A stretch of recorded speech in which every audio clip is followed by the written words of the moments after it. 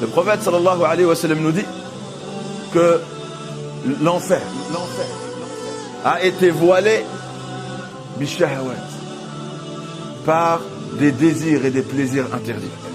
Wa hujibatil jannatu bil makarih. Et le paradis a été voilé par des actions que notre nafs n'aime pas, repousse, déteste souvent.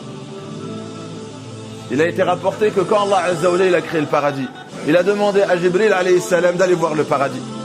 Et que contient le paradis? Quand Jibril il a vu le paradis, il a dit: oh Allah, toute personne qui entend parler de ce que contient le paradis va faire l'effort qu'il faut pour y rentrer. Et après Allah il a recouvert le paradis par les actions, les choses à traverser pour finir au paradis. Donc il a voilé le paradis par un voile qu'on doit traverser pour aller au paradis. Et quand Jibril est reparti et Allah lui a dit: va voir, et il a vu, il a dit: je crains que personne ne puisse y rentrer. Quand il a vu le prix à payer, ce qu'il fallait traverser pour finir au paradis, Jibril alayhi salam, il a dit: je crains que personne ne puisse y rentrer.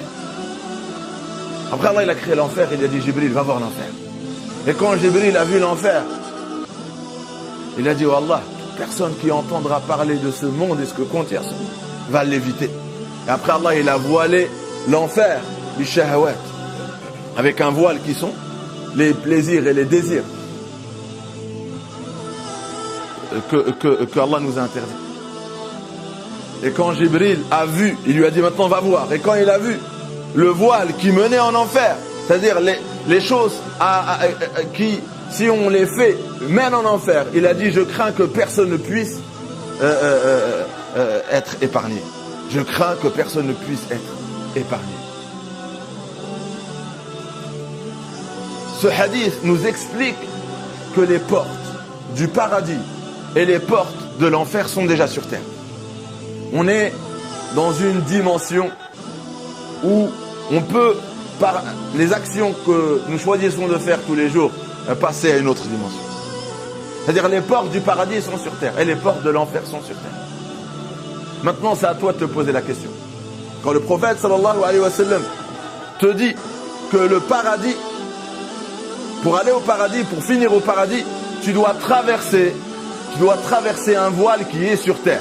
Et ce voile, il a appelé le makari, des choses que ton âme, que ton nefs n'aime pas forcément. Comme Allah dit dans le Coran, Allah vous a prescrit le combat alors qu'il est détestable pour vous. Mais peut-être que vous détestez quelque chose, mais qui est en réalité un bien pour vous. Et peut-être que vous n'aimez pas quelque chose, vous aimez quelque chose et c'est un mal pour vous.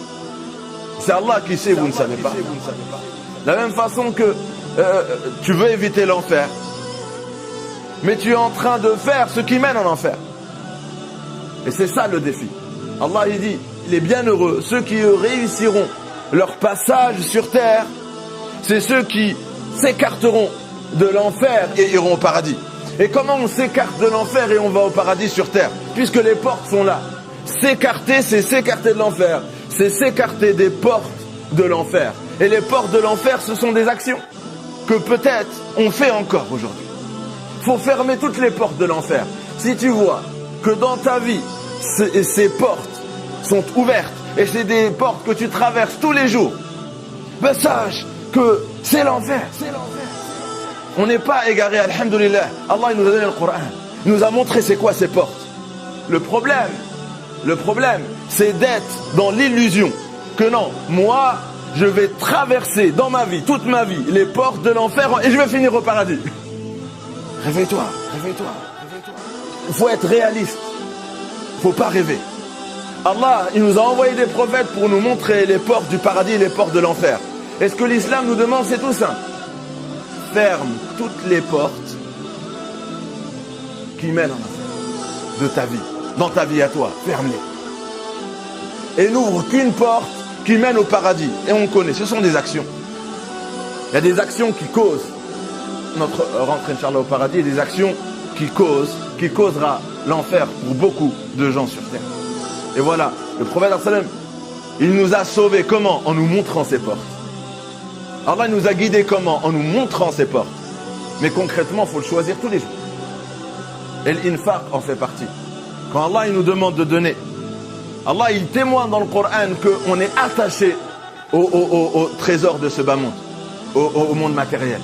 Mais Allah il nous dit quoi? Il sait qu'on est attaché, il sait que ça nous plaît pas. Il nous dit wa kurhun lakum, je sais que c'est détestable, mais je vous appelle à le faire. C'est le prix à payer pour aller au paradis. Ala inna sil'atallahi ghaliya. Le paradis, c'est le prix qu'Allah t'offre. Il est très précieux, il coûte cher. Il faut le payer sur terre. Et le trésor qu'Allah nous réserve, c'est le paradis. Et de toute façon, vous savez que tout ce qu'Allah nous demande face à la récompense qui nous attend est très accessible.